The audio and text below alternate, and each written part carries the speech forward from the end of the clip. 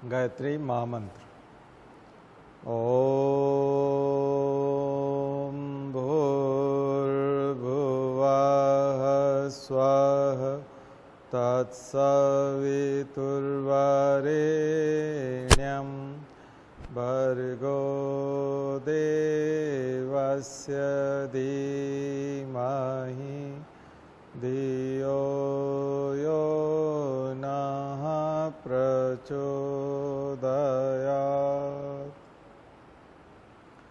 तो कल हमने बात की थी इन्फ्लेशन की, और अब ये जो इन्फ्लेशन है, थोड़ा आगे आ जाइए अगर सुनने में दिक्कत है तो, ज़्यादा लोग नहीं हैं तो इन्फ्लेशन को जो कंट्रोल करना है, अब उसके लिए बीच में दो बड़ी एजेंसी आएंगी। सबसे पहले मैंने आपको बताया reserve bank of India RBI, और दूसरे नंबर पे गवर्नमेंट और आरबीआई आकर के इसको कंट्रोल करने का काम करेंगे। तो प्रत्यक्ष डायरेक्ट एजेंसी है आरबीआई जो कंट्रोल करता है, और उसके पीछे अप्रत्यक्ष रूप से इनडायरेक्टली गवर्नमेंट है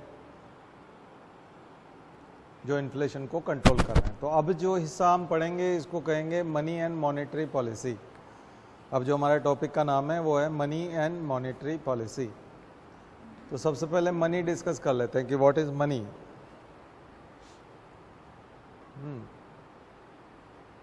इन्फ्लेशन में हमने जो मनी देखा था, इन्फ्लेशन में हमने देखा था time value of money. Inflation क्या है? Time value of money. क्योंकि इन्फ्लेशन की वजह से, मुद्रास्फीति की वजह से, महंगाई की वजह से टाइम वैल्यू बढ़ जाती है उसकी। एक समय के बाद में वो जो करेंसी है वो उतनी नहीं रहती, उसके बाद वो करेंसी कम हो जाती है, करेंसी की वैल्यू कम हो जाती है। तो मनी की वैल्यू कम होना, इन्फ्लेशन मतलब मनी की वैल्यू कम होना। 100 रुपये में अगर आज कोई वस्तु आ रही है, यानी 10,000 रुपये में यदि कोई वस्तु है, तो एक साल बाद उसका 10,200 रुपया हो गया या 10,500 हो गया। तो 10,500 हो गया तो ये 5% महंगाई हो गई, ठीक है ना, 5% महंगाई हो गई। तो 10,500 हो गया। तो अब आपको 10,000 जो आपके पास रखा हुआ है, अगर आपने वो खरीद लिया होता तो आप 500 रुपये फ़ायदे में रहते हैं। नहीं खरीदा तो 500 रुपये और रखना पड़ेंगे। यही इन्फ्लेशन है, यही कि आपके पास जो रखा हुआ पैसा है वो कम हो जाएगा। इसलिए बैंक में मिनिमम ब्याज दिया जाता है 3% के आसपास, 2.5% के आसपास, ताकि आप घर पर रखेंगे तो 2.5% का नुकसान होगा। 10,000 रुपये पे 250 रुपये का नुकसान है आपको, ठीक है ना। 10,000 रुपये पे 250 रुपये का नुकसान है, इसलिए आप बैंक में रखिए। और अगर उसको कहीं इन्वेस्ट कर देंगे तो हो सकता है 500 रुपये आ जाए, इसलिए म्यूचुअल फंड में लगाते हैं या और कहीं लगाते हैं। तो इन्वेस्ट करना उसी को बोलते हैं जिससे इन्फ्लेशन के अकॉर्डिंग उसकी वैल्यू बनी रहे, ये कहलाता है इन्वेस्टमेंट, ठीक है ना। तो मनी की जो वैल्यू है वो टाइम वैल्यू होता है, टाइम वैल्यू ऑफ मनी, समय का मूल्य है। 100 रुपये की कीमत 1975 में अलग थी, ठीक है ना। इसीलिए आरबीआई कई बार इस बात का पैसा कमाता है। आरबीआई इस बात का पैसा कमाता है कि मान लीजिए उस समय में जो है उसने सोना जो रखा था, आरबीआई ने 100 रुपये के बदले में 100 रुपये का सोना रखा था। तो उस समय में सोने की वैल्यू इतनी ज़्यादा नहीं थी, ठीक है। अभी सोने की वैल्यू बहुत ज़्यादा है। तो उस समय में उसने जो सोना रखा, और 1975 में उसने 100 का नोट जारी किया। अब वो 100 का नोट यदि कहीं 10 नोट अगर कहीं पड़े हैं और कोई भूल गया, और 100 का नोट कभी बंद नहीं हुआ, 100 का नोट कभी भी आरबीआई ने बंद नहीं किया, आज तक बंद नहीं किया। तो 100 का नोट जो 1975 में रखा हुआ अगर किसी को मिल जाता है अभी, और अगर वो बैंक में जाता है तो 10 नोट हैं तो 1,000 रुपये उसके अकाउंट में जमा हो जाएंगे, 1,000 रुपये उसके अकाउंट में जमा हो जाएंगे। जबकि 1975 में 100 रुपये की वैल्यू बहुत ज़्यादा थी, आज के 1 लाख रुपए के बराबर है, ठीक है। तो 10 लाख जमा नहीं होंगे, कितने जमा होंगे? 1,000। 10 नोट रखें तो 1,000 जमा होंगे, 10 लाख नहीं होंगे। तो उस समय में जो सोना लिया गया था उसकी वैल्यू तो आज बहुत ज़्यादा है। 1975 में जो सोना ले लिया था उसकी वैल्यू तो आज बहुत ज़्यादा हो गई, और उसने तो उसके बदले में 100 का नोट छाप करके और उसके पीछे सोना रखा था बैंक में सपोर्ट के लिए। इसी तरह से कुछ लोग पैसा छोड़ करके मर जाते हैं, कहीं गाड़ के मर जाते हैं, कहीं छुपा के मर जाते हैं, डेथ हो जाती है उनकी, तो जो वापस लौट करके बैंक में नहीं पहुंचता। ऐसे सारे पैसे का मालिक कौन है? आरबीआई। तो आरबीआई की तो रात दिन कमाई चल रही है। किसी के हाथ से नोट फट रहे हैं, किसी के हाथ से जल रहे हैं, किसी के हाथ से खो रहे हैं, कोई गाड़ रहा है, कोई कहाँ रख रहा है, कोई कहाँ रख रहा है। तो जब तक कैश वाला सिस्टम था ना उसमें, अब ये तो चूंकि ऑनलाइन सिस्टम में तो आरबीआई उतना फ़ायदे में नहीं रहेगा, लेकिन उस वाले में तो आरबीआई को बहुत तरह का फ़ायदा था। ठीक है, तो ये तो क्रिएशन नहीं है मनी का, लेकिन एक तरह से ये है आरबीआई का काम। तो अब हम आते हैं मनी के प्रकार। तो मनी होता क्या है? मनी के प्रकार, तो मनी की ज़रूरत क्या है? तो थोड़ा सा बैक में चलें तो बार्टर एक्सचेंज सबसे पहले जो आया था, वो बार्टर एक्सचेंज, वस्तु विनिमय होता था। वस्तु विनिमय होता था और वस्तु के बदले वस्तु ली जाती थी, है ना, बार्टर एक्सचेंज। लेकिन धीरे धीरे जब सोसाइटी में ये सब बनने लगा तो किसी वस्तु की किसी व्यक्ति को ज़रूरत नहीं है मान लीजिए, तो वो क्या करेगा? वो तो वस्तु लेके आया, उसे ज़बरदस्ती रखना पड़ेगी। और वस्तु जैसे गेहूँ है, वीट है, तो वीट के रूप में यदि बार्टर है तो चल जाएगा, क्योंकि उसको कुछ दिन रख भी सकते हैं। लेकिन कोई दूध लेके आ गया 1 किलो, उसके बदले में उसको कुछ सामग्री देना, तो दूध तो उसके पास पहले से है, मिल्क है, और थोड़ा समय और रखेगा तो ख़राब भी हो जाएगा। तो ये सब चीज़ों से, चुनौतियों से निपटने के लिए बाद में कुछ ऐसी जो गुड्स थी, या यूं कहें कि कुछ ऐसे मेटल थे जो दुर्लभ थे, आसानी से नहीं मिलते थे, ऐसे मेटल्स को, रेयर मेटल्स को करेंसी बनाया गया। सिल्वर को, कॉपर को, एक समय में तांबे के भी सिक्के थे। तांबा इतनी आसानी से नहीं मिलता था, तांबे के सिक्के चलाए गए, सोने के सिक्के चलाए गए, चांदी के सिक्के चलाए गए। तो ये सारी चीज़ें होती रही। लेकिन फिर बाद में देखा कि मेटल जो है वो तो कई जगह, लोहे के इसलिए नहीं चलाए गए क्योंकि लोहा थोड़ा सा आसानी से था, है ना, पानी के बदले नहीं देते थे। तो ऐसी बहुत सारी वस्तुएं थी जिनके बदले में, क्योंकि उनका कोई ज़्यादा मूल्य नहीं है, तो दुर्लभ चीज़ों को करेंसी बनाया गया। फिर धीरे धीरे और विकास हुआ, और जब कागज़ का ज़माना आया, प्रिंटिंग प्रेस का ज़माना आया, तो कागज़ के नोट का प्रचलन हुआ कि ये ज़्यादा बेटर है, इनको कैरी करना भी ज़्यादा आसान है कन्वीनियंस के हिसाब से भी। और इसको कहा गया कि ये एक लीगल टेंडर होंगे। क्या होंगे? Legal tender. इसलिए 8 नवंबर 2016 को मोदी जब आए थे डिमोनेटाइजेशन करने के लिए, तो उन्होंने कहा था कि 500 और 1000 के नोट लीगल टेंडर नहीं होंगे। जो उनके शब्द थे, क्या थे? लीगल टेंडर नहीं होंगे। यानी कि गवर्नमेंट ने जो प्रॉमिस दे रखी है उसके ऊपर कि मैं धारक को वचन देता हूँ 100 रुपये देने की, 500 की और 1000 की, वो प्रॉमिस हम वापस ले रहे हैं, और वो प्रॉमिस ही वो लीगल टेंडर है। अदरवाइज उसकी इंट्रिंसिक वैल्यू नहीं है। तांबे की और गोल्ड की इंट्रिंसिक वैल्यू है। जो गोल्ड का कॉइन है उसका अपना एक वजन है, और उस वजन के हिसाब से उसकी वैल्यू रखी गई है, तो उसकी इंट्रिंसिक वैल्यू है। कागज़ की इंट्रिंसिक वैल्यू नहीं है। कागज़ की इंट्रिंसिक वैल्यू 1 रुपया है ज़्यादा से ज़्यादा, जबकि वो 100 रुपये का नोट है या 500 रुपये का नोट है। तो फिर किस चीज़ की वैल्यू है? उसके ऊपर जो प्रिंट करके जो प्रॉमिस किया गया है वो वैल्यू है उसकी। और वो प्रॉमिस किसने किया है? अथॉरिटी ने किया है। अथॉरिटी कौन सी बनी है? Legal authority, statutory authority. कौन? आरबीआई। तो आरबीआई वचन दे रहा है, आरबीआई प्रॉमिस कर रहा है कि आई प्रॉमिस, मैं प्रॉमिस करता हूँ, मैं वचन देता हूँ कि इसको जो भी, इस कागज़ को जो भी बियर करेगा उसको 100 रुपया दिया जाएगा। और चूंकि ये लीगल है तो ये मैंडेटरी भी है। कोई अगर मना करता है कि मैं इसको 100 रुपये नहीं मानता तो उसको जेल हो सकती है। ठीक है, कोई मना नहीं कर सकता उसको। अगर आप चेक लेके जाएंगे तो कोई भी मना कर सकता है, ये उसका अधिकार है। आप डिमांड ड्राफ्ट लेके जाएंगे, मना कर सकता है, लेकिन यदि आप 100 रुपए का नोट लेके जा रहे हैं और अगर वो कहता है कि नहीं ये मैं आपको वस्तु इसके बदले में नहीं दूंगा क्योंकि मैं इस नोट को नहीं मानता, तो ये सत्ता को चैलेंज करने के बराबर है, सरकार को चैलेंज, राजद्रोह है, ये सेडिशन है।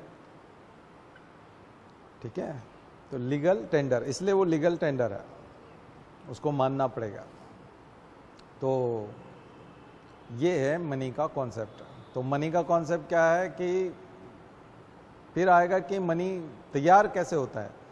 तो अब आएगा टॉपिक आपका मनी क्रिएशन, मुद्रा का निर्माण, मनी क्रिएशन। मनी क्रिएशन दो तरीके से होता है। तो पहला तरीका हम देखते हैं, फिर दूसरा देखेंगे। पहला तरीका मनी क्रिएशन का जो है वो है by RBI. RBI money create करता है। आरबीआई मनी क्रिएट करता है और जब वो मनी क्रिएट करता है तो बैक सपोर्ट में उसको गोल्ड रखना होता है। गोल्ड भी रख सकता है, वो सिक्योरिटीज भी रख सकता है, विदेशी बॉन्ड भी रख सकता है, बहुत सारी चीजें, डॉलर को रख सकता है। तो दुनिया में जो सिक्योरिटीज मानी जाती हैं उन सबको वो रख सकता है, प्रतिभूति। मनी क्रिएट करने के लिए एक तो आरबीआई है और दूसरा है banking system, money multiplier, multiplier effect of banking. दूसरा कारण है मल्टीप्लायर इफेक्ट ऑफ बैंकिंग। बैंकों में भी मल्टीप्लायर इफेक्ट की वजह से मनी क्रिएट होता है, वो हम बताएंगे कैसे होता है। तो पहला है मनी का क्रिएशन बाय आरबीआई।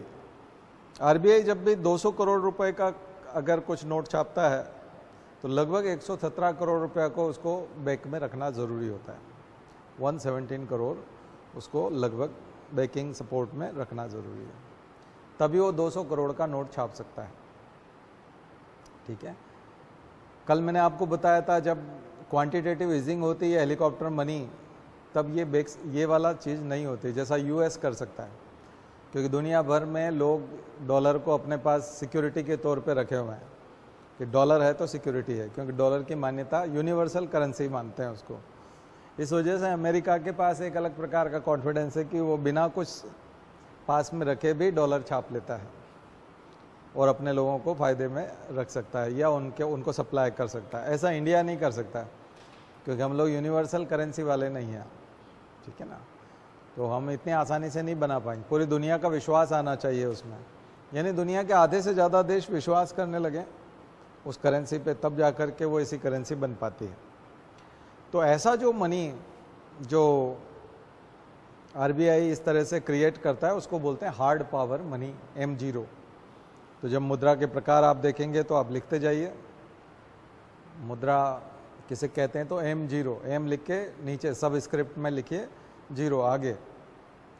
तो M0 का मतलब होता है हार्ड पावर मनी जो आरबीआई ने छापा है।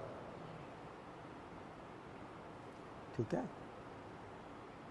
दूसरे नंबर पे आती है करेंसी इन सर्कुलेशन।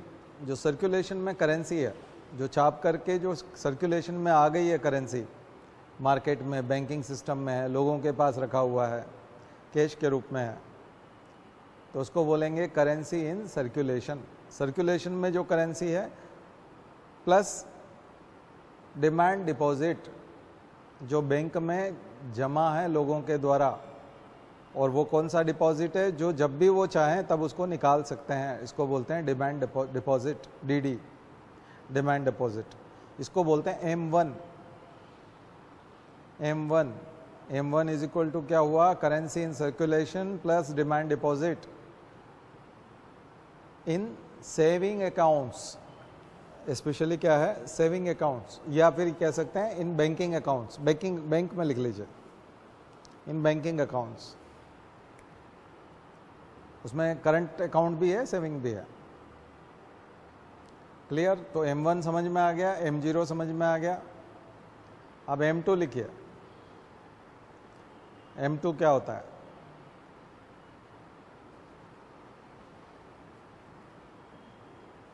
तो M2 हो गया M1 plus post office deposits, post office deposits,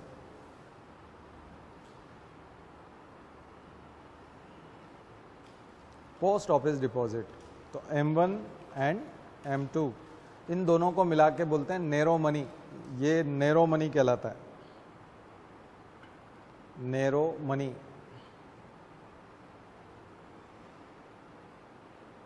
तीसरे पे आता है M3, M3 M1 plus time deposits, M1 plus time deposits यानी फिक्स डिपॉजिट्स, फिक्स डिपॉजिट।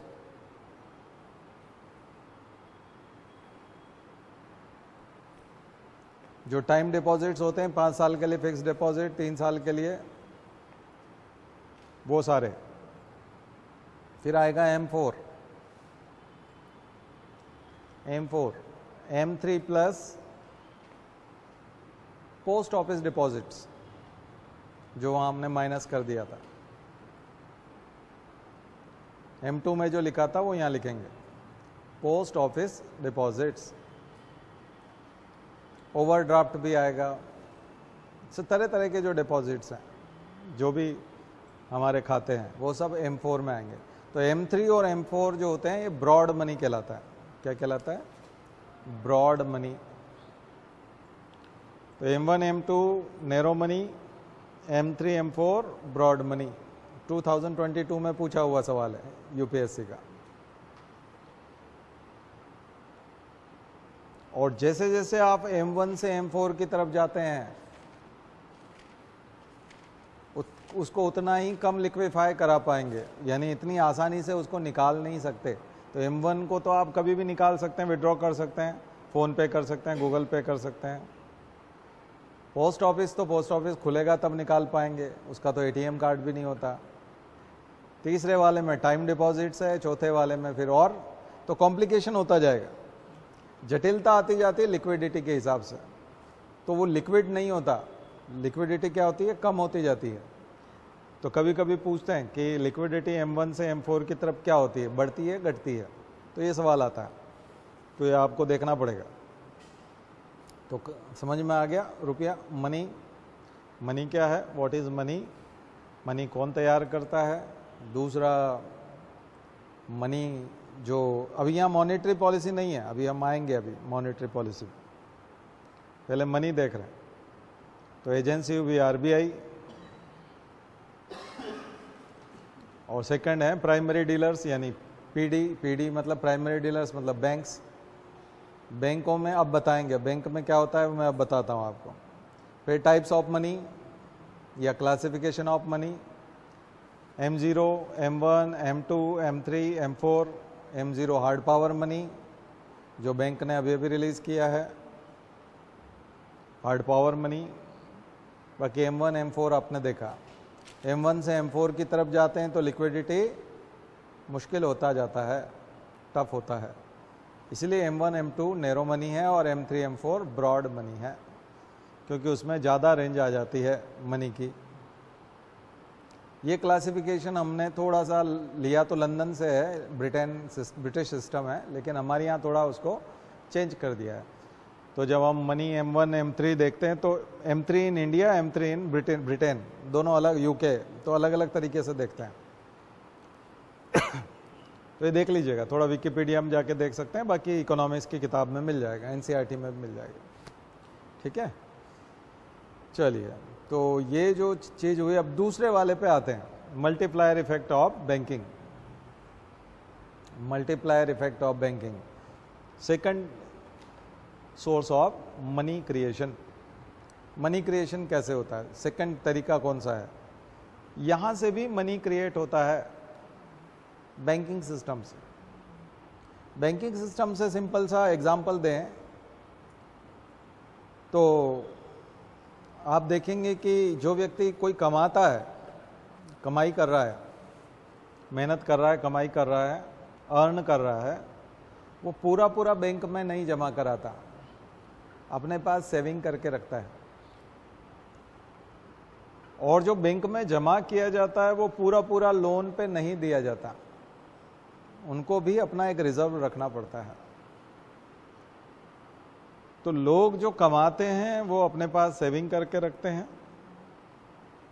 बचा के रखते हैं, पूरा जमा नहीं कराते। तो डिपॉजिट पूरा नहीं होता, ठीक है, डिपॉजिट पूरा नहीं होता, उसका कुछ हिस्सा, कमाई का कुछ हिस्सा जमा किया जाता है, डिपॉजिट किया जाता है। तो बैंकों में जब डिपॉजिट हो जाता है तो फिर पूरा पूरा लोन पे दे देंगे तो क्या होगा, पूरा पैसा लोन पे दे देंगे और लोगों को अगर ज़रूरत पड़ी पैसे की और वो लोन लेने गए बैंक में और उसने मना कर दिया कि अभी हमारे पास नहीं है, तो फिर बैंक के ऊपर ट्रस्ट जो है वो कम हो जाएगा, और ट्रस्ट कम होगा तो फिर बहुत सारे लोग निकालना चाहेंगे, उसी को बैंक रन बोलते हैं। बैंक रन हो जाएगा यानी कि दिवाला निकल गया बैंक का, बैंक बंद होने की कगार पे आ जाएगा। अगर बैंक रन होता है यानी बहुत सारे लोग पैसा लेने के लिए दौड़ते हैं बैंक की तरफ, बड़ी बड़ी लंबी लंबी लाइनें, और सब लोग सारा पैसा निकालना चाहते हैं, तो ट्रस्ट हिल गया। तो ट्रस्ट ना हिले इसके लिए बैंक को कुछ बचा के रखना पड़ता है पैसा अपने पास, है ना। एग्जाम्पल के ले लें तो 20%, 100 रुपये अगर किसी ने डिपॉजिट किए तो 80 रुपया वो लोन पे दे सकता है, लेंड कर सकता है, उसको बोलेंगे लेंडिंग, कि वो लेंड कर रहा है लेंड कर रहा है मतलब किसी को उधार दे रहा है ब्याज कमाने के लिए, लेकिन उसको पैसा रखना पड़ेगा अपने पास, उसको बोलेंगे रिजर्व, उसको रिजर्व रखना पड़ेगा, ठीक है। अब जिसको लेंड किया उसने क्या किया, उसने ब्याज दिया, और ब्याज सहित जो पैसा वापस लौट करके आया उसका भी कुछ हिस्सा रखना पड़ेगा, पूरा तो वो लेंड नहीं कर पाएगा। इस बीच में कोई और आके जमा करा गया, उसने किसी को पैसा उधार दे दिया, तो ऐसे जब वो किसी को कर्जा देता है तो उसके ऊपर जो ब्याज आता है, वो ब्याज तो आरबीआई ने जब पैदा नहीं किया, उसने तो नहीं छापा ब्याज, तो ब्याज आरबीआई ने नहीं छापा हो, तो उस एक अकाउंट की जो डायरी है, अकाउंट है, उसके अंदर केवल लिखा हुआ है, शून्य बढ़ते जाते हैं, लिखते जाते हैं कि ये इसके अकाउंट में अब इतना हो गया है, पहले 70,000 था, अब 82,000 हो गया है। तो अकाउंट में जो ये 12,000 रुपया बढ़ा है बार बार ब्याज आने से, उसने मान लीजिए खाली नहीं किया अकाउंट, और 70,000 का 82,000 हो गया, तो ये जो 12,000 एक्स्ट्रा है ये बैंकिंग सिस्टम ने क्रिएट किया है, आरबीआई ने नहीं छापा है। तो आरबीआई ने जो छापा था, मान लीजिए 70,000 छापा था, लेकिन बैंकिंग सिस्टम में बार बार लेंड होता था, बार बार डिपॉजिट होता था, इस बीच में जो इंटरेस्ट क्रिएट हुआ है उस इंटरेस्ट को क्या कहेंगे, एक तरह का मल्टीप्लायर इफेक्ट, गुणात्मक प्रभाव, और इस तरह से गुणा होकर के पैसा बढ़ता जाता है। तो ये मनी क्रिएशन का सेकंड, ये भी क्वेश्चन पूछा गया यूपीएससी में, और बहुत सिंपल पूछा था कि मल्टीप्लायर इफेक्ट कहाँ होता है, तो बैंकिंग सिस्टम में, सिंपल, बहुत ही सिंपल क्वेश्चन था, ठीक है। M1 M2 वाला भी क्वेश्चन आ चुका है, ये भी आ चुका है, तो इसलिए थोड़ा इसको पढ़िएगा, मल्टीप्लायर इफेक्ट, और अच्छे से देखेंगे तो और क्लियर समझ। बाकी बेसिक उसकी जो मूल भाव है वो मैंने आपको सेंट्रल आइडिया समझा दिया है, ये है, ठीक है। बाकी वो बताएंगे Q1 ने P1 को पैसा दिया, P1 P2 को गया, P2 से P3 में गया, ऐसे उसकी अपनी एक लैंग्वेज है, तो उसी को वो कॉम्प्लिकेटेड करके समझाते हैं। तो अच्छा होता है, कुछ शिक्षकों का, किताबों का एक स्टाइल होता है कि उसको जितना जटिल बनाएंगे वो उतना अच्छा लगेगा, लेकिन मूल भाव यही है ना। इससे आपका प्री का क्वेश्चन तो निकल जाएगा, मेंस के लिए थोड़ा पढ़ लीजिएगा उसको, मेंस में लिखने के लिए कि मल्टीप्लायर इफेक्ट क्या है, वो थोड़ा रटना पड़ेगा आपको, ठीक है। अब आइए मॉनेटरी पॉलिसी पे। ये तो हो गया मनी क्या डेफिनेशन, मनी कौन क्रिएट करता है, कैसे होता है, मनी का प्रभाव क्या होता है। एक शॉर्ट नोट इस पे लिखिएगा, टाइम वैल्यू ऑफ मनी पे। Time value of money means inflation, inflation पे से जोड़िएगा इसी को मनी, क्योंकि विदाउट इन्फ्लेशन तो मनी का भी इंपॉर्टेंस नहीं है, ठीक है। एक cost of money, cost of money पे लिखिएगा।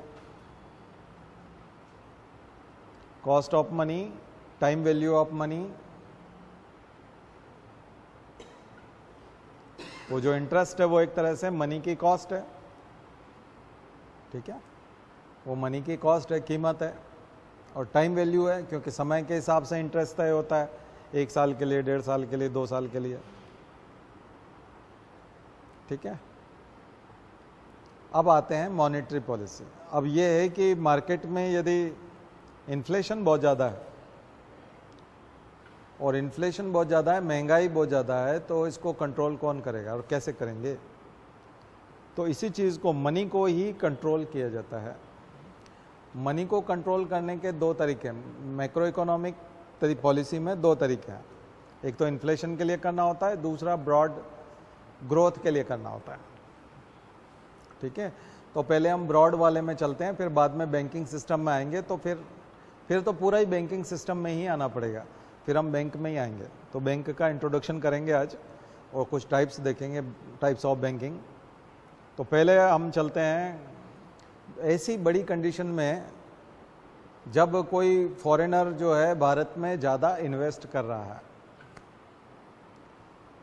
कोई फॉरेनर जब भारत में ज़्यादा इन्वेस्ट कर रहा है, यानी कि डॉलर बहुत तेज गति से आ रहे हैं। अगर हम मानें कि अमेज़ॉन, फेसबुक, इनको मुंबई में बिजनेस करना है, मुंबई में फेसबुक इंडिया का ऑफिस मुंबई हेडक्वार्टर है, ऐसे ही अमेज़ॉन का हेडक्वार्टर शायद हैदराबाद है, तो उसको वहाँ पर बिल्डिंग बनानी है, लोगों को सैलरी देनी है, ये सब करना है, तो रुपए की ज़रूरत, लोकल करेंसी की ज़रूरत है। तो उसने बहुत सारा डॉलर ला करके यहाँ SBI में जमा कराया, वहाँ से उसने एक तरह से रुपया उठा लिया, इंडियन रुपीज़ उठा लिया। तो अब बैंक के पास में बहुत ज़्यादा एक तरह का डॉलर इकट्ठा हो गया है। तो जब इस प्रकार की चीज़ें करते हैं कभी भी, ठीक है, एक तो महंगाई कम करने के लिए RBI बीच में आता है, और एक इंटरनेशनल मार्केट से यानी वर्ल्ड मार्केट से जब डॉलर बहुत ज़्यादा आ जाता है तब RBI को इंटरफेयर करना पड़ता है। तो 2 बार RBI इंटरफेयर करता है। महंगाई बढ़ती है तब वो क्या करता है, दोनों बात हम लोग करेंगे। तो पहले हम बात कर लेते हैं डॉलर की। तो जब वो डॉलर को निस्तेज करने के लिए आता है तो उस प्रोसेस को बोलते हैं हम लोग स्टरलाइजेशन, बंदीकरण, स्टरलाइजेशन, डॉलर को स्टरलाइज करना, या उसको स्टेबलाइजेशन भी बोलते हैं, डॉलर स्टेबलाइजेशन या डॉलर स्टरलाइजेशन।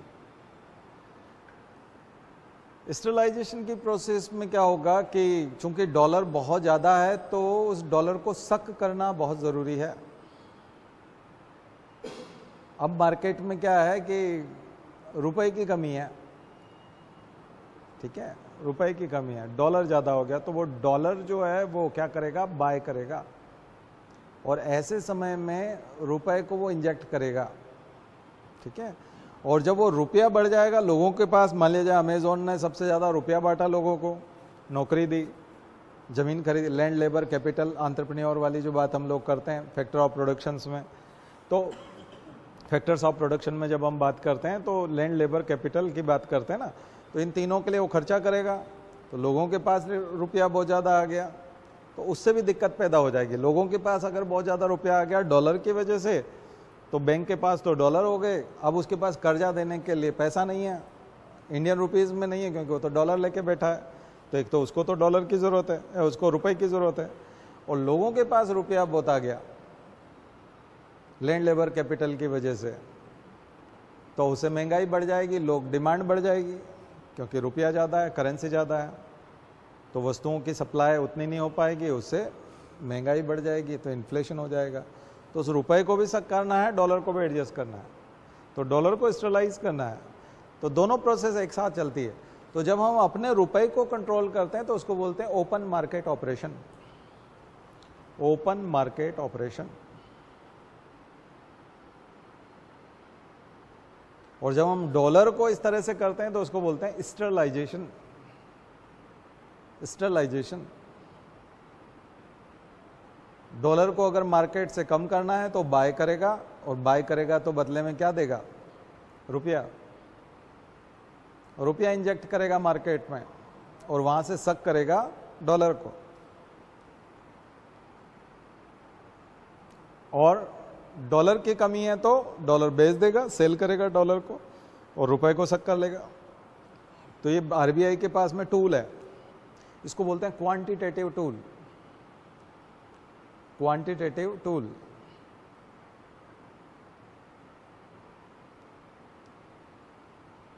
ठीक है, तो कैसे क्या किया समझ में आ गया आपको? इसको बोलेंगे स्टरलाइजेशन। ओपन मार्केट ऑपरेशन में क्या करेगा?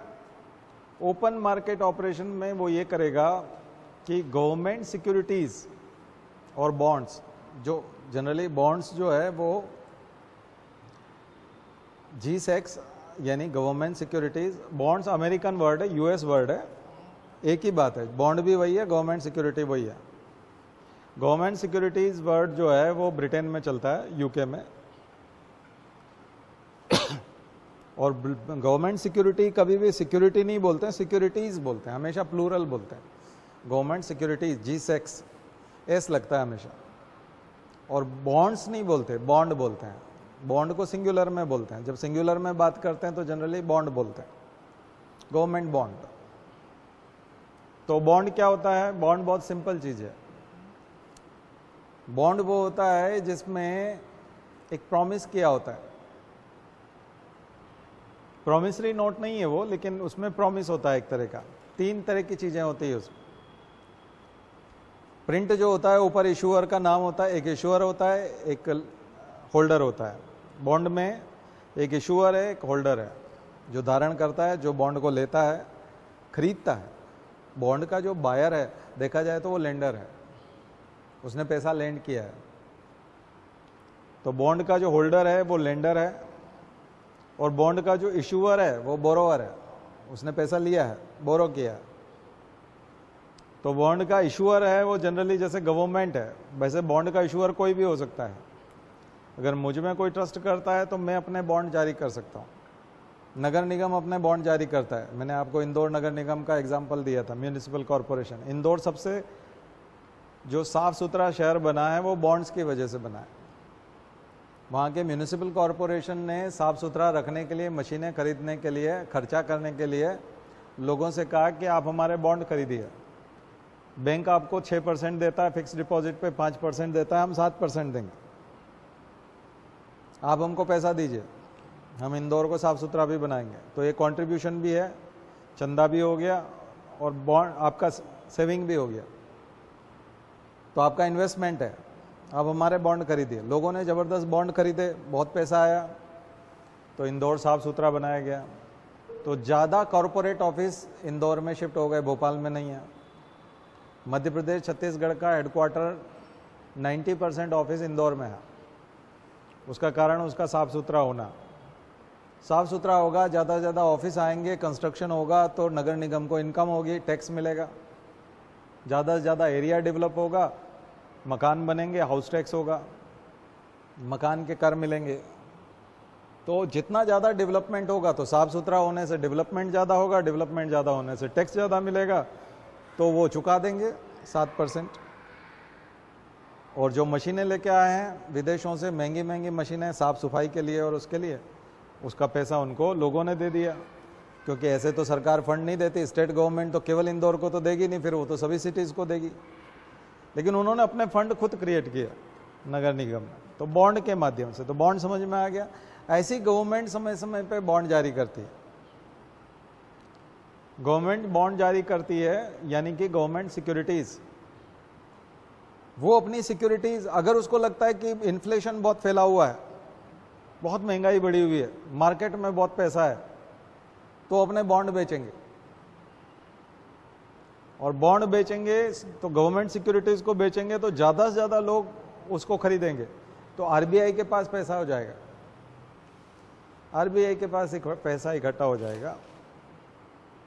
ठीक है, तो ये तरीका है। तो लोग खरीदेंगे नहीं, अभी तो बैंक खरीद के रखते हैं। अभी कौन खरीद के रखते हैं? Primary dealer. लेकिन लोगों में यदि दिया जाता है तो लोगों को भी ये खरीदने का मौका मिलता है, पर ऐसा कम होता है जनरली। ठीक है, तो ये तरीका है, इसको बोलेंगे ओपन मार्केट ऑपरेशन। ठीक इसका उल्टा, यदि मुद्रा की कमी हो रही है, मार्केट में पैसा नहीं है, ऐसे समय में इसका उल्टा किया जाएगा, ऐसे समय में अपने बॉन्ड खरीदे जाएंगे। आरबीआई बॉन्ड खरीद लेगा प्राइमरी डीलर से, प्राइमरी डीलर कौन है? बैंक्स। तो बैंकिंग सिस्टम से वो खरीद लेगा अपने बॉन्ड, तो क्या देगा? रुपया। तो बैंकों के पास रुपया बहुत होगा, तो वो फिर लोन आसान कर देंगे, लोगों के लिए पैसा उपलब्ध होगा। क्लियर? तो इसको बोलेंगे open market operation. Open market operation. Dollar को कंट्रोल करने के लिए, फॉरेन एक्सचेंज को कंट्रोल करने के लिए, फॉरेक्स मार्केट को कंट्रोल करने के लिए स्टरलाइजेशन। स्टरलाइजेशन, तो ये पूरी प्रोसेस समझ में आ गई होगी, open market operation and sterilisation. ठीक है? स्टरलाइज करना, बंद कर देना, उसको रोक देना, आरबीआई की एंट्री होती है। कई बार आरबीआई अपने स्तर पे नहीं कर पाता है, तो गवर्नमेंट को इंटरफेयर करना पड़ता है। और गवर्नमेंट जब स्टेबलाइजेशन के लिए या स्टेबलाइजेशन के लिए या इसको मैनेजमेंट के लिए जब बीच में आती है, तब उस समय में जो बॉन्ड जारी किया गया था, है ना, मार्केट स्टेबलाइजेशन स्कीम, तो वो जो गवर्नमेंट ने जारी की, वो जो स्कीम एमएसएस जो लेके आए थे, उस स्कीम में क्या हुआ कि उस स्कीम का मतलब समझिएगा। उस स्कीम का मतलब ये है कि जब गवर्नमेंट बीच में आती है और कहती है कि अभी जो डॉलर आया हुआ है मुझे कंट्रोल करना है, या इन्फ्लेशन को मुझे कंट्रोल करना है, और जब वो स्कीम लेके आती है और जो स्पेशल बॉन्ड जारी करती है, इसमें आरबीआई का रोल जो है वो केवल इतना होता है कि वो बॉन्ड के बदले जो कैश आएगा, यानी जो रुपया आएगा, वो आरबीआई अपनी कस्टडी में रखेगा। लेकिन क्या आरबीआई अपनी कस्टडी में जब पैसा रखेगा तो उस पर ब्याज नहीं देना होगा? रखना हो, ब्याज देना होगा। बॉन्ड पे 3 चीजें लिखी रहती थी, मैंने बताया, प्रिंसिपल अमाउंट रहता है, इंटरेस्ट रहता है, और तीसरी चीज टेन्योर रहता है कि कितने समय के लिए बॉन्ड जारी हुआ है, 3 साल के लिए, 2 साल के लिए, 3 बातें रहती है। बाकी इशूअर का नाम और उसके सिग्नेचर और वो अलग चीज है।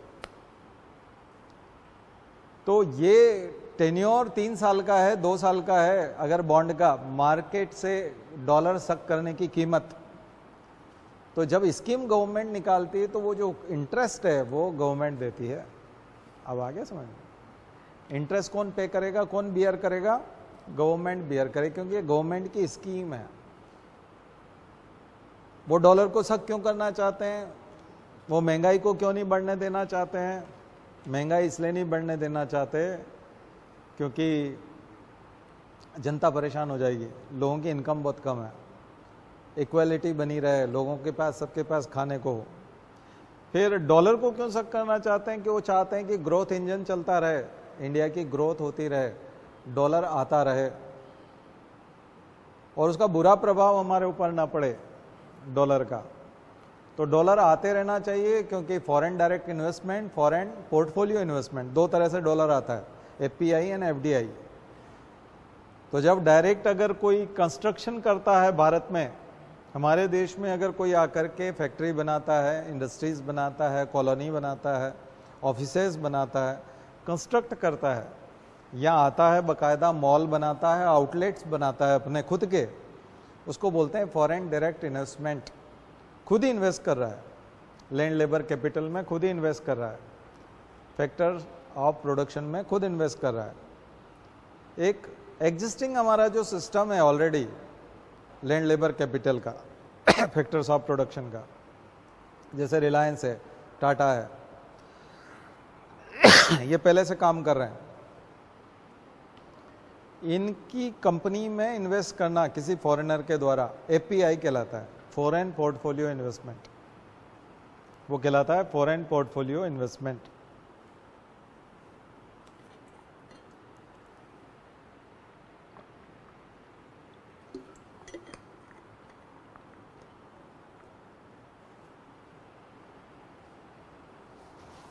ठीक है? तो 2 तरह के इन्वेस्टमेंट आते हैं। गवर्नमेंट इसको बंद नहीं करना चाहती, क्योंकि वो चाहती हैं कि ये लोग जो लैंड लेबर कैपिटल में लगाते हैं, तो लैंड यहीं के लोगों से लेंगे, या तो रेंट पे लेंगे तो रेंट मिलेगा, या फिर प्राइस मिलेगी, लोगों के पास पैसा आएगा। एक लेबर हायर करेंगे तो सैलरी देंगे, वेजेस बढ़ेंगे भारत में, ठीक है। और कैपिटल तो वो खुद ही लेके आ रहे हैं, केवल बैंक में जमा होकर के उसको रुपया भर देना है। तो इसको कंट्रोल करने की जरूरत है, बाकी ग्रोथ को रोकने की जरूरत नहीं है। लेकिन ग्रोथ आती है तो इन्फ्लेशन भी आता है, हमने बात की थी। ग्रोथ आती तो इनइक्वलिटी भी आती है, ग्रोथ आती तो इन्फ्लेशन भी आता है, महंगाई भी आती है। जब भी ग्रोथ होगी महंगाई बढ़ेगी। अब उसको कंट्रोल करके रखना वहां फेडरल रिजर्व करता है यूएस में, तो यहाँ पे भी करके रखेगा, कोई न कोई तो करेगा। तो इसको कंट्रोल करके रखना बहुत ज़रूरी है। तो गवर्नमेंट का रोल यही है कि ग्रोथ होने देना, फॉरेन एक्सचेंज जो है वो चलते रहने देना, डॉलर्स को आते रहने देना, और इन्फ्लेशन होते नहीं रहने देना, ठीक है। क्योंकि इसके साथ साथ इन्फ्लेशन भी होगा और इनइक्वलिटी भी नहीं होने देना। दो चीजें नहीं होने देना। गवर्नमेंट का यही काम है, विकास खूब करो, ग्रोथ खूब हो, खूब पैसा आए, खूब लोग अमीर बने, लेकिन इनइक्वलिटी ना हो, सभी लोगों को लाभ हो, इंक्लूसिव ग्रोथ, सबका साथ सबका विकास, इंक्लूसिव ग्रोथ हो। एक दूसरी चीज, महंगाई ना बढ़े, क्योंकि महंगाई का सबसे ज्यादा नुकसान गरीबों को होता है। महंगाई का सबसे ज्यादा नुकसान किसको पे करना पड़ता है? गरीबों को। तो इसलिए सरकार की जिम्मेदारी है कि असमानता भी ना बढ़ने दे और गरीबी ना बढ़ने दे। इसलिए उसको ओपन मार्केट ऑपरेशन, स्कीम्स, इन सब के माध्यम से बार बार आना पड़ता है, ठीक है। तो ये हो गया मैक्रो इकोनॉमिक पॉलिसी गवर्नमेंट की, जो बड़ी क्वांटिटेटिव लेवल पे उस समय में स्पेशल टूल है। ये स्टरलाइजेशन और ओपन मार्केट ऑपरेशन यूपीएससी दोनों पूछ चुका है, स्टरलाइजेशन के नाम से भी पूछ चुका है, ओएमओ के नाम से भी पूछ चुका है। तो ये सारे क्वेश्चंस ही डिस्कस कर रहा हूँ एक तरह से मैं, ठीक है ना। नेक्स्ट, मॉनेटरी पॉलिसी, मौद्रिक नीति। अभी मॉनेटरी पॉलिसी कमेटी की क्वार्टरली बैठक होती है, उसमें तय होता है। आपको पता है कि शक्तिकांत दास गवर्नर आते हैं आरबीआई के, और वो प्रेस कॉन्फ्रेंस करते हैं और नए डेटा दे के जाते हैं, ठीक है। तो सबसे इंपॉर्टेंट टूल जो आता है मॉनेटरी पॉलिसी में, वो आता है LSF, liquidity standing facility. Liquidity standing facility, LSF. और उसमें दो बड़ी चीजें हैं, रिजर्व रेशोज, रिजर्व रेशोज, दो रिजर्व रेशो बड़े इंपॉर्टेंट है, एक सीआरआर और एसएलआर। सीआरआर और एसएलआर, भारत में जिसको सीआरआर कहा जाता है, कई देशों में उसको एलआरआर भी कहा जाता है, लीगल रिजर्व रेशो। भारत में उसको बोलते हैं हम, क्या बोलते हैं? CRR, cash reserve ratio. Bharat में हम बोलते हैं कैश रिजर्व रेशो, इसी को एलआरआर भी लिख सकते हैं, लीगल रिजर्व रेशो।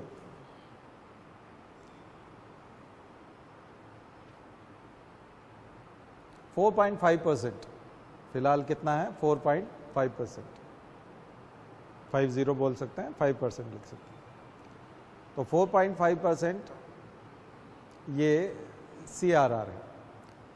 सीआरआर आपको रिजर्व बैंक में जमा कराना होगा, कैश में जमा कराना होगा, सिक्योरिटीज के फॉर्म में नहीं, कैश के फॉर्म में। ये वहाँ का रूल है रिजर्व बैंक का। ये मॉनेटरी पॉलिसी के तहत आपको रिजर्व बैंक में 4.5% यानी 100 रुपया कोई जमा करा के गया आपके यहाँ, तो 4.4 रुपया तुरंत आप रिजर्व बैंक में जमा कराओ।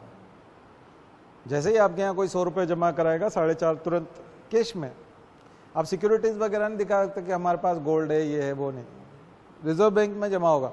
और रिजर्व बैंक इसके ऊपर कोई ब्याज नहीं देगा, ये रिजर्व बैंक की अपनी एक ताकत है। ये सीआरआर के बदले वो कोई ब्याज नहीं देता है, ठीक है।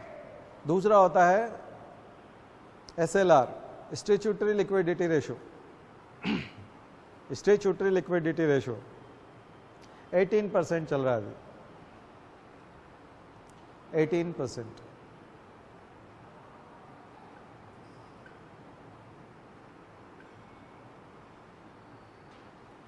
एटीन 18% पैसा आपको अपने पास रखना है, बैंक को अपने पास रखना है 18%। 100 रुपया किसी ने जमा कराया तो 18% आपको अपने पास बना के रखना है, उसको लेंड नहीं कर देना है, ब्याज पे नहीं चढ़ा देना है। 4.5 वो हो गया, 18 ये हो गया, 22.5 हो गया कि नहीं? हाँ, तो ये 18% अपने पास रखना है। तो क्या पैसे के फॉर्म में रखना है? नहीं, उन्होंने छूट दी, बोले नहीं, कुछ हिस्सा, इसका कुछ हिस्सा आप गवर्नमेंट सिक्योरिटीज के तौर पे रख सकते हो, यानी गवर्नमेंट के बॉन्ड, क्योंकि 18% अपने पास रखना और उससे कमाना नहीं, तो ये तो बहुत खतरनाक चीज़ हो जाएगी। तो उन्होंने कहा नहीं नहीं, ऐसा है कि एक काम करो कि आप शेयर खरीद लो, रिलायंस के शेयर खरीद लो, टाटा के खरीद लो, कोई भी रेनाउंड, फेसबुक के खरीद लो, गूगल के खरीद लो, कोई भी रेनाउंड कंपनी होनी चाहिए, ट्रस्टवर्दी होनी चाहिए। कोई छोटी मोटी कंपनी जो डूबने वाली हो उसके शेयर नहीं खरीदना है, जो प्रॉफिट में जाने वाले, ताकि बैंक की कमाई भी होती रहे। तो आप शेयर खरीद सकते हैं, इन्वेस्ट कर सकते हैं, गोल्ड रख सकते हैं, उसके बदले में आप गोल्ड रखते हैं, क्योंकि गोल्ड का प्राइस बढ़ता जाता है। तो अचानक से अगर कभी पैसे की ज़रूरत पड़ गई तो आप गोल्ड बेच करके वापस कैश ला सकते हो, तुरंत मार्केट में लिक्विडिटी उसकी होती है इजीली। तो गोल्ड रख सकते हो, गवर्नमेंट सिक्योरिटीज रख सकते हो, गवर्नमेंट के जो बॉन्ड्स हैं उनको खरीद के रख सकते हो, G-Secs, तो G-Secs को रख सकते हो। किसी फॉरेन, पाकिस्तान, बांग्लादेश या ऐसे किसी अफगानिस्तान जैसे देशों को छोड़ करके बाकी किसी देश के गवर्नमेंट के बॉन्ड भी खरीद के रख सकते हो, अमेरिका के, यूके के, फ्रांस के, जर्मनी के, उनके जो गवर्नमेंट बॉन्ड्स हैं उनको भी खरीद के रख सकते हो। ठीक है, तो ये सारी छूट है 18% में SLR में। ठीक है, तो 2 रिजर्व रेशोज बैंक को रखना होते हैं, बैंक बनने की शर्त है।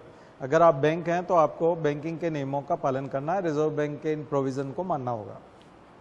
ठीक है, तो मुझे लगता है ये चीज़ आपको समझ में आ गई। अब ये है कि बैंकों को मान लिया जाए ये सब मेंटेन करते हुए अचानक से पैसे की ज़रूरत पड़ गई तो क्या होगा? तो बहुत पहले एक शब्द चलता था बैंक रेट, कि बैंक रेट होता था जिसमें रिजर्व बैंक उधार देता था बैंकों को। अब वो बैंक रेट डोरमेंट हो गया है, अब बैंक रेट चलता नहीं है। बैंक रेट इस प्रकार का अब कोई भी ऑपरेशन नहीं है। तो फिर क्या है? अब जो है वो है मार्जिनल स्टैंडिंग फैसिलिटी, मार्जिनल नहीं, LF क्या है? लिक्विडिटी एडजस्ट है, LF liquidity adjustment facility, liquidity adjustment facility.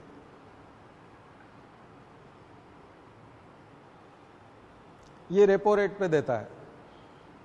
किस पे देता है? रेपो रेट पे। उसको रेपो रेट बोलते हैं जब रिजर्व बैंक कर्जा देता है बैंकों को। ठीक है, और बैंक उस पे ब्याज देते हैं, तो रेपो रेट पे ब्याज देना होता है। कितना है? 6.5।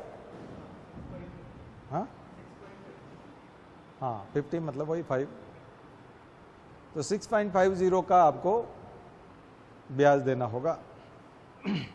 और बैंक कर्जा ले सकते हैं ओवरनाइट। सुविधा कैसे मिलेगी? ओवरनाइट, रात भर के लिए, या फिर फोर्टनाइट, मैक्सिमम है फोर्टनाइट, यानी 14 नाइट्स यानी 15 डेज। तो एक रात से लेकर के 15 दिन तक जो है सुविधा मिलेगी। फिर रिवर्स रेपो रेट, पहले बैंक रेट था जो रेपो रेट पे ही मिलता था, वो बैंक रेट कहलाता था, और उसमें लॉन्ग टर्म चाहे जितने समय के लिए आप ले सकते थे। अब नहीं है, कोविड के समय में आया था, उसको बोलते हैं LTRO, long term repo operation, वो मैं लिखवाऊंगा आपको। अभी देखिए रिवर्स रेपो रेट, बैंकों के पास यदि एक्स्ट्रा पैसा है तो वो रिजर्व बैंक में जमा करा दें, रिजर्व बैंक उनको पैसा देगा, क्या रेट रहेगा? 3.35%। ये रिजर्व बैंक ब्याज देगा अगर बैंकों ने अपना एक्स्ट्रा पैसा अगर रिजर्व बैंक के पास जमा करा दिया। आपको लग रहा है किसी बैंक को जरूरत है तो उसको दे दो, लोगों को लेंड नहीं कर पाए, लोन भी नहीं दे पाए, पैसा पड़ा हुआ है, तो आप रिजर्व बैंक में जमा कर सकते हो। जमा करने के लिए कोई मुंबई नहीं जाना पड़ता, हेडक्वार्टर यहीं आपके पास ही पड़ा रहता है, उसको वहाँ ट्रांसफर कर दिया, दिखाया जाता है कि रिजर्व बैंक के पास है।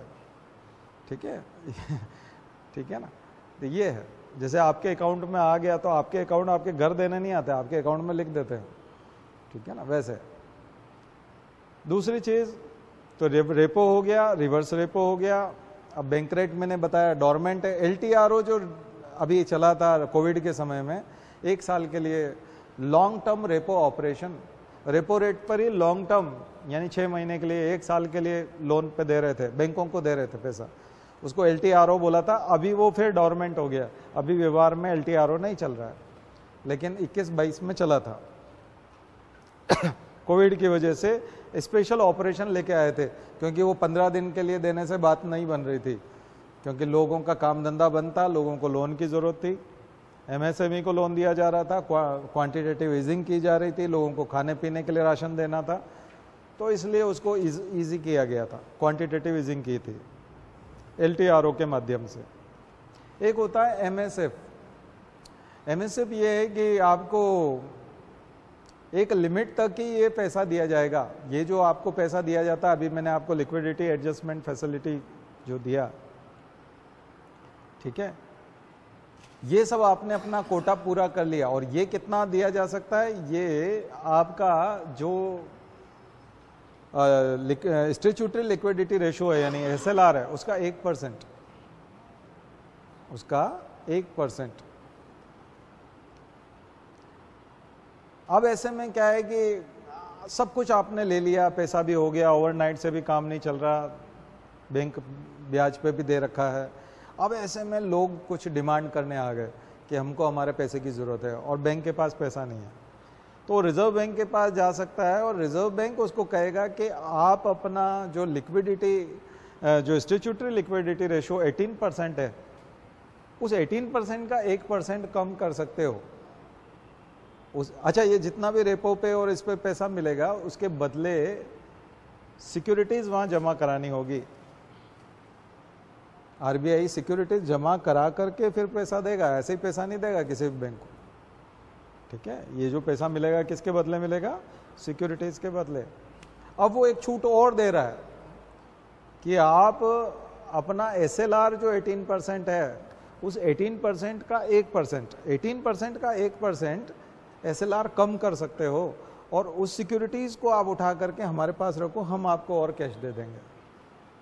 उसको बोलेंगे marginal standing facility, MSF, marginal standing facility. But यहां पर ब्याज आपका 6.5 का न लग करके एक पेनाल्टी लगेगी, और वो पेनाल्टी क्या होगा 0.25%, तो 6.75% का ब्याज लगेगा। तो इंटरेस्ट प्लस पेनाल्टी, MSF में क्या लगता है, इंटरेस्ट प्लस पेनाल्टी, तो और ज्यादा पनिशमेंट है, ठीक है। तो बैंक को अपना इस आधार पर मेंटेन करना होता है बैंकिंग सिस्टम, ठीक है। MSS बताया था आपको, मार्केट स्टेबलाइजेशन स्कीम, जो स्टेबलाइजेशन करने के लिए ये ऑपरेशन हो सकता है।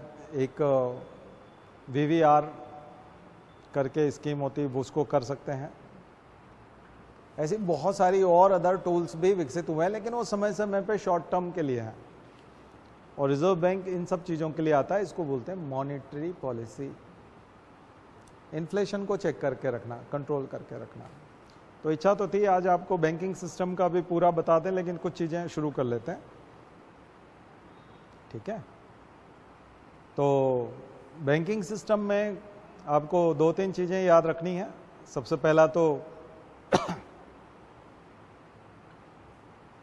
रिजर्व बैंक ऑफ इंडिया का RBI एक्ट 1935, RBI एक्ट 1935, जिसके तहत बैंकिंग, उसके सेकंड शेड्यूल में जिन बैंक्स का नाम है उसको बोलते हैं हम शेड्यूल्ड बैंक्स।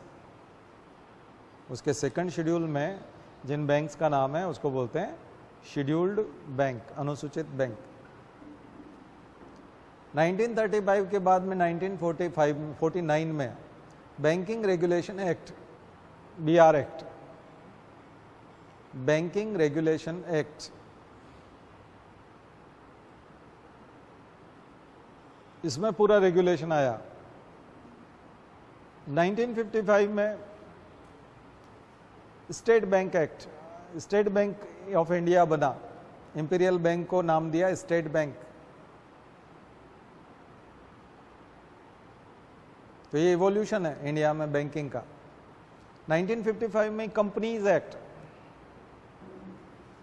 कंपनीज एक्ट, तो जो नॉन शेड्यूल्ड बैंक हैं, गैर अनुसूचित बैंक हैं, वो कंपनी एक्ट के तहत रजिस्टर्ड है, वो कंपनी है। तो जो कंपनी एक्ट के तहत रजिस्टर्ड है, बैंक दो तरह के हैं, एक आरबीआई एक्ट के शेड्यूल में जो दर्ज हैं वो बैंक शेड्यूल्ड बैंक, एक कंपनी एक्ट में जो सेक्शन में आते हैं कंपनी एक्ट के, वो बैंक क्या कहलाएंगे? Non scheduled bank, non scheduled bank.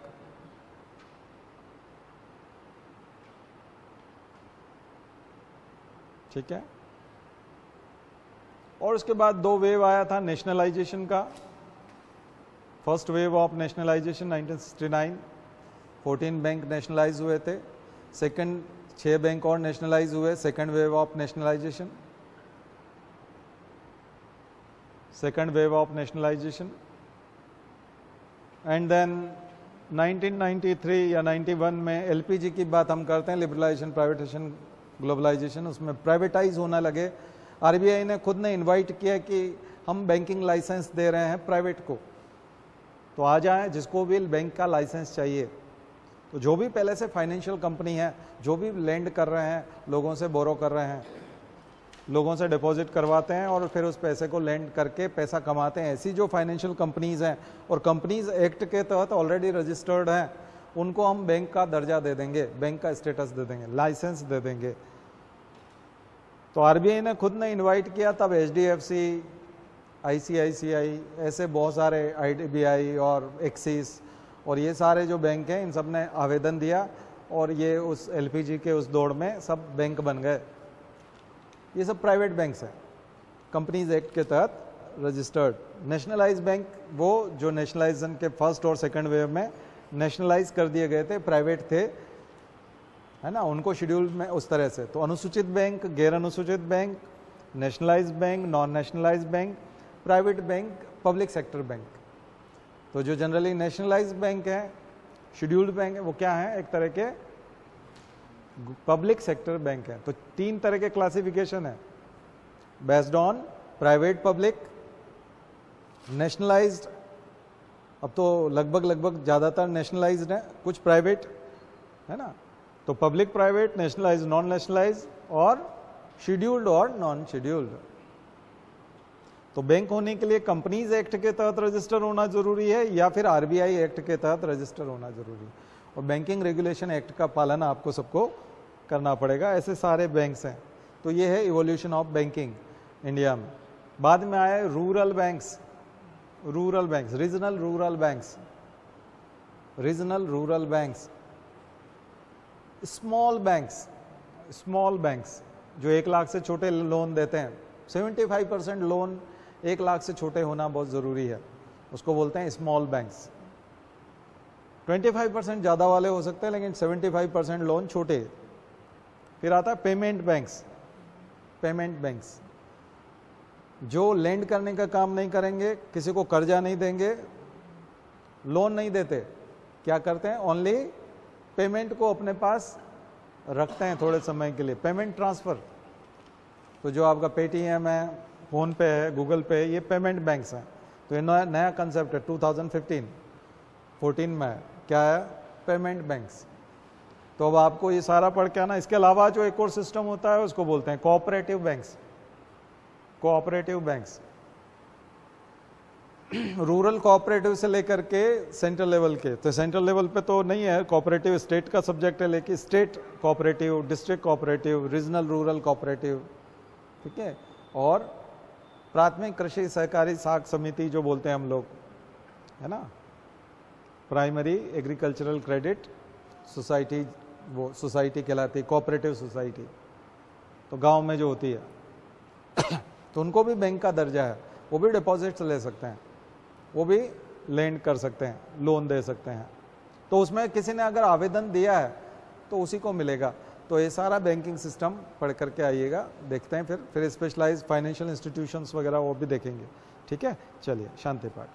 ओम द्यौ शांति अंतरिक्षगुं शांति पृथिवी शांतिरापः शांतिरौषधयः शांति वनस्पतयः शांतिर्विश्वे देवाः शांतिर्ब्रह्म शांति सर्वगुं शांति शांतिरेव शांति सामा शांतिरेधि।